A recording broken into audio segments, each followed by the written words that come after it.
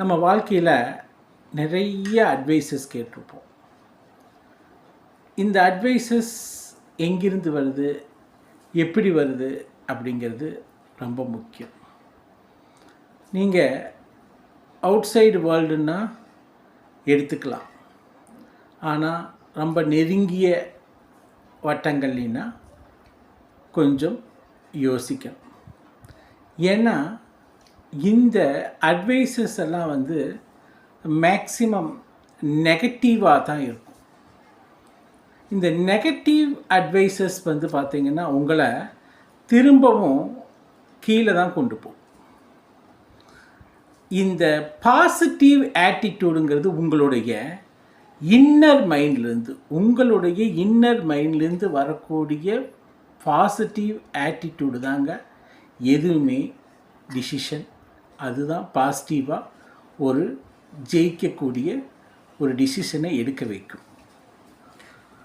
இந்த நெருங்கிய வட்டத்திலிருந்து வரக்கூடிய அட்வைசஸ் அது ஒரு நெகட்டிவ் அட்வைசஸாகவும் இருக்கலாம், அல்லது யாருக்கும் நீங்கள் 100% நல்லா இருக்கணுங்கிற எண்ணம் குறைவு தான். ஏன்னா நம்மளால் நல்லா இருக்கணும், நம்மளை விட நல்லா இருக்கக்கூடாது. இதுதான் பல பேர்த்துடைய பேசிக் பிரின்சிபல்.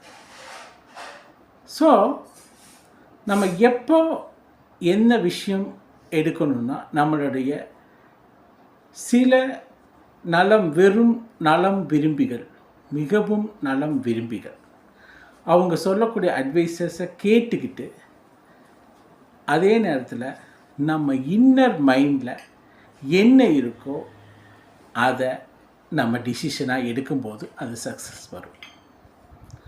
அந்த மாதிரி எடுக்கக்கூடிய சக்ஸஸ் தான் லைஃப்பில் நீடிக்கும்.